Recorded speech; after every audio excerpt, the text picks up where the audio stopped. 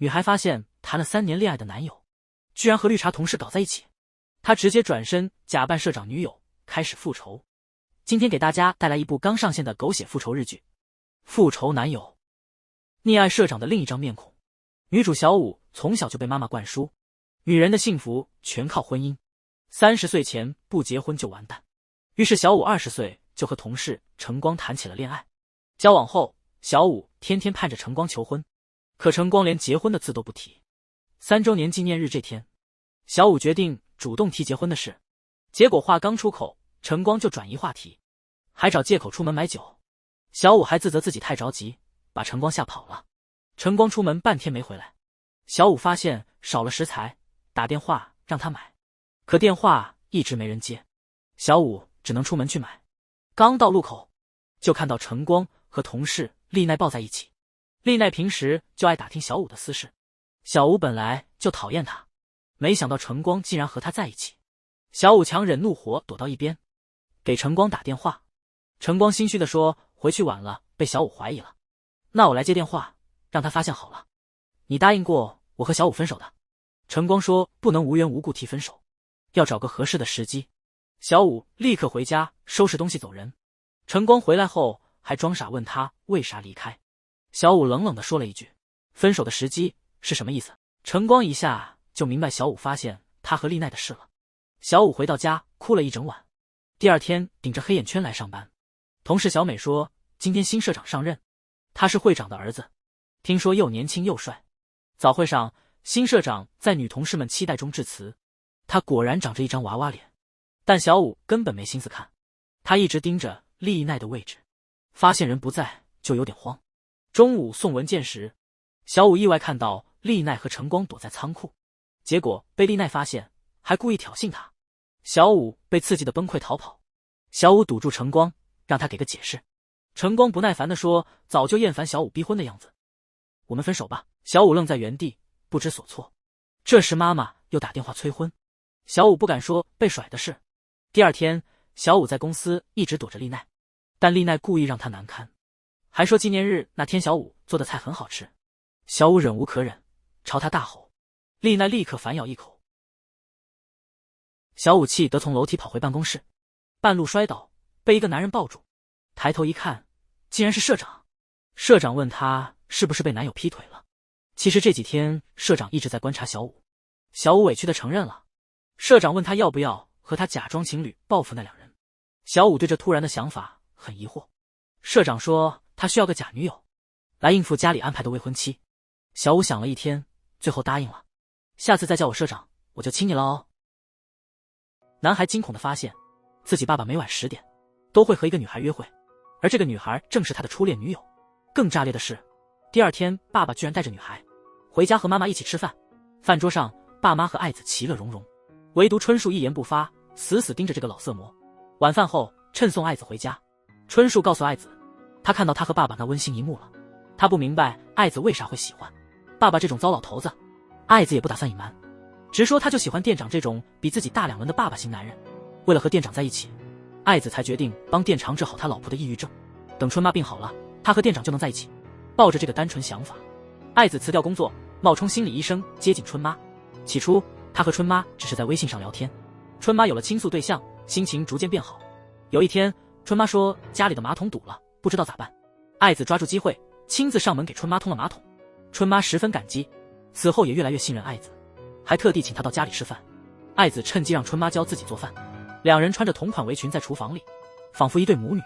有了爱子的陪伴，春妈的抑郁症明显好多了。爱子对自己的成果挺满意的。店长见爱子时也说老婆最近开朗多了。爱子害羞地告诉店长他一直偷偷给春妈做心理治疗。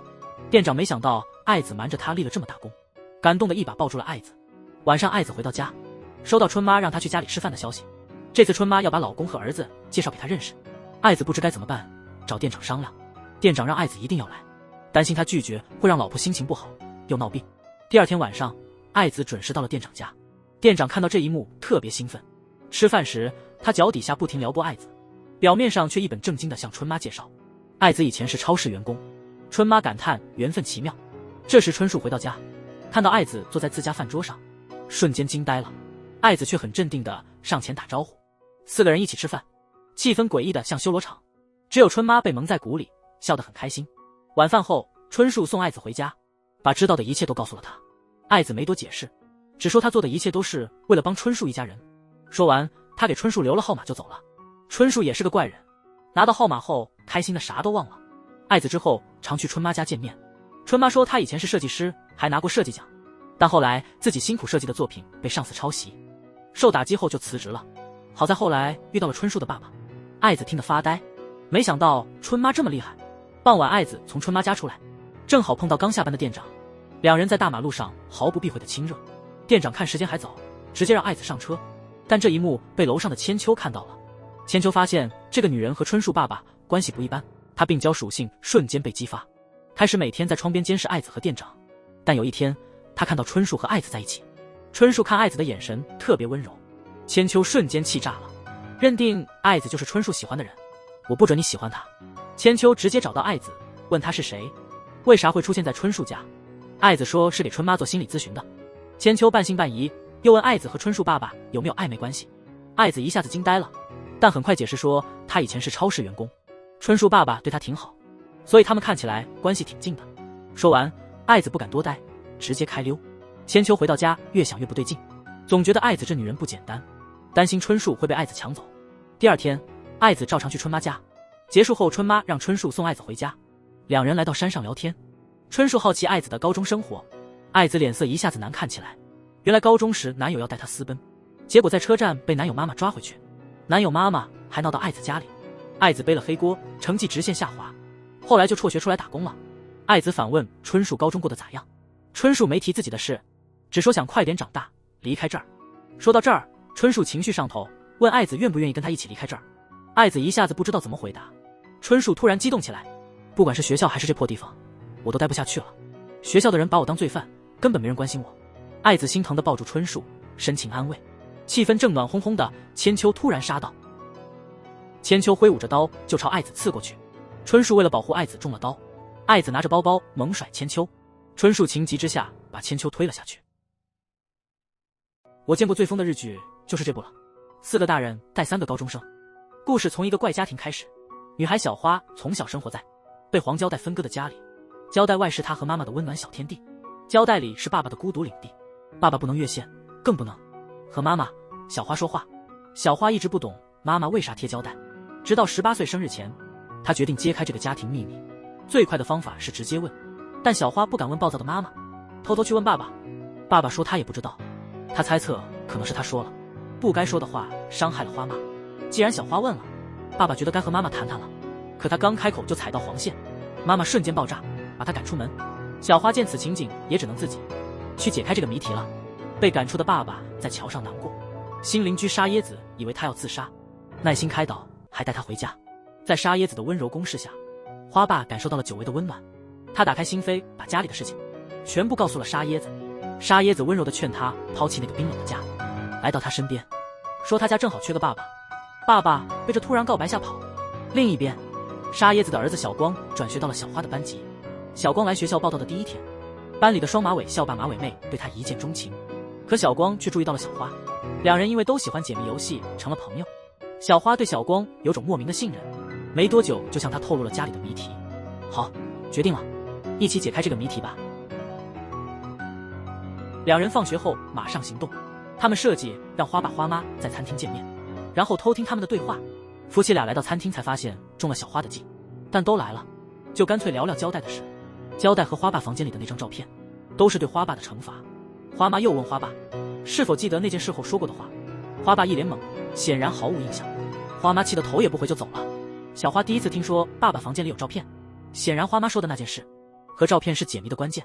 于是小花决定趁着明天妈妈去学校找班主任面谈时，去爸爸房间看看那张照片。花爸被泼了一身果之后，又遇到了沙椰子。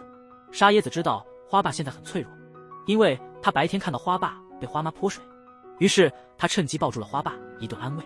失落的花爸对沙椰子的温暖怀抱没了防备。沙椰子心里暗自得意，因为他早打定主意要把花爸抢来做老公。第二天，花妈去学校面谈，小花马上跑回家找照片。花妈和小花的班主任豹哥见面了，豹哥对花妈一见钟情，强行加入剧情。为了多和花妈接触，他故意提到小花有早恋的迹象。花妈一听早恋2字，立刻冲回家，打算质问小花。小花在爸爸房间里找到了照片，那照片看着是一家3口的合照，但仔细看，妈妈左边好像被剪掉了一块。听到妈妈上楼的脚步声，小花赶紧拿出手机拍下照片，然后迅速放回原位，悄悄溜回自己房间躲起来。花妈没找到小花，就下了楼。这时候豹哥来家访，说要继续聊聊小花早恋的事。豹哥一进家门，看到满地胶带就兴奋了，觉得这里有种不幸的氛围。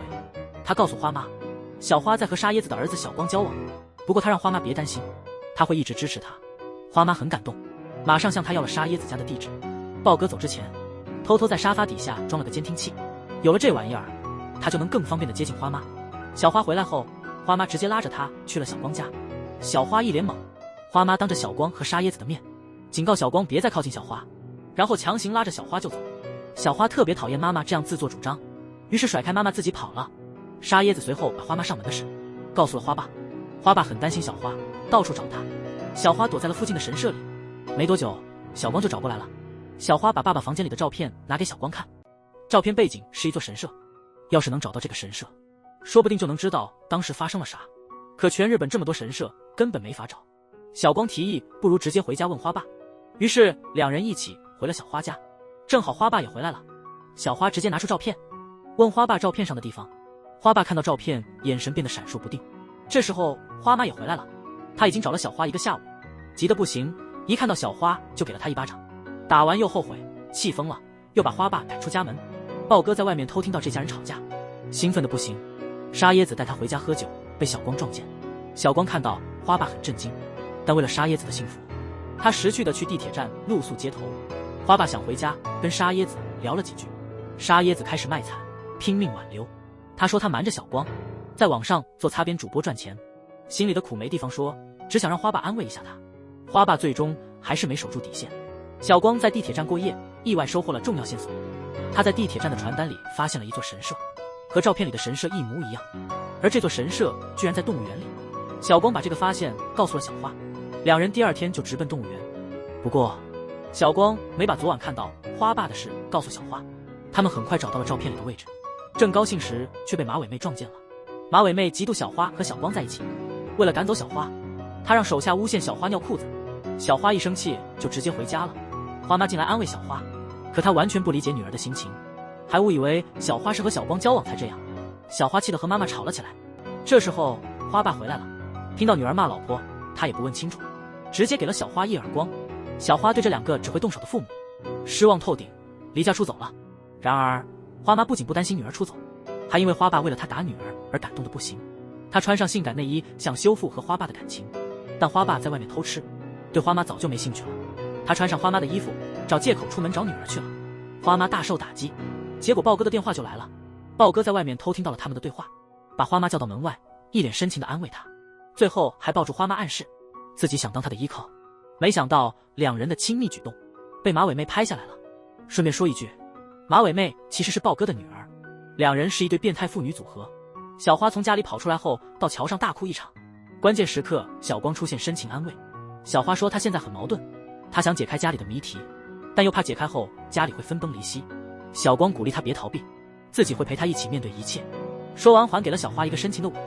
得到鼓励的小花又来到花妈房间找线索，在花妈枕头下发现了一只小男孩的鞋子。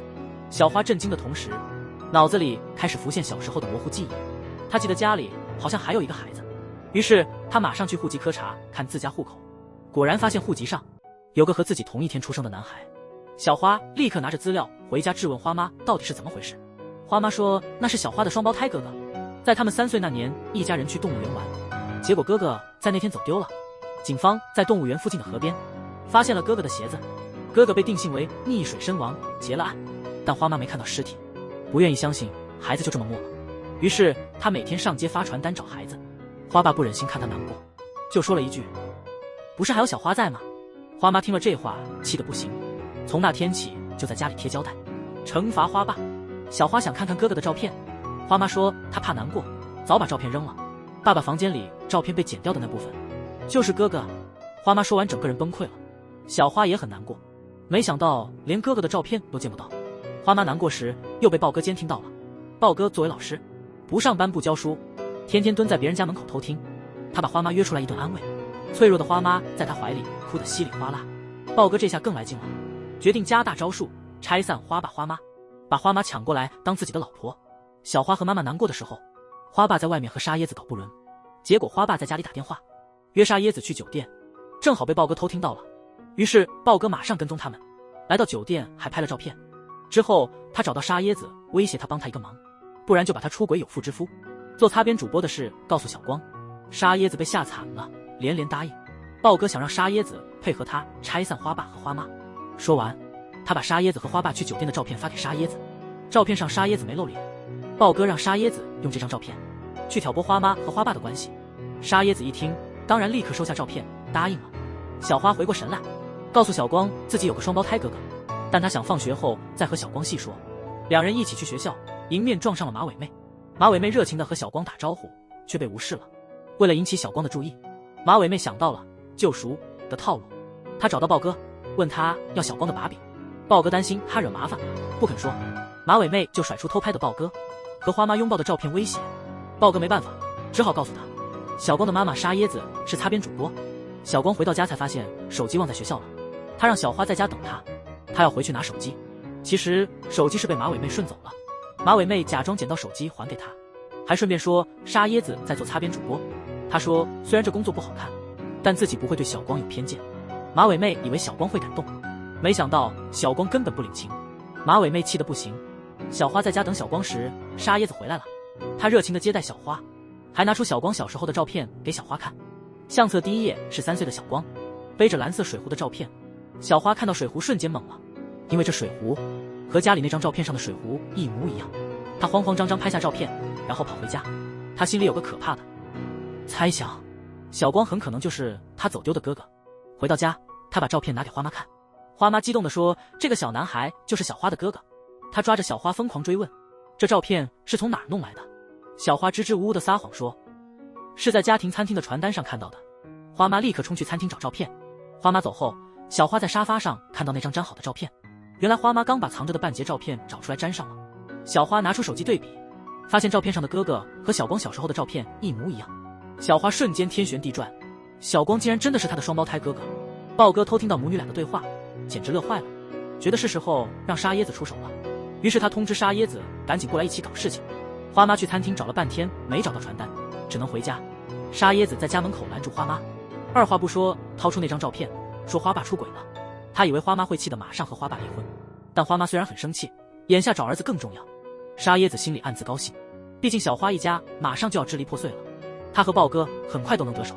小光发短信问小花昨天怎么突然跑了，小花不知道该怎么回复他，因为他还接受不了小光就是他哥哥的事实，最后只能撒谎说不想解开家庭谜题了。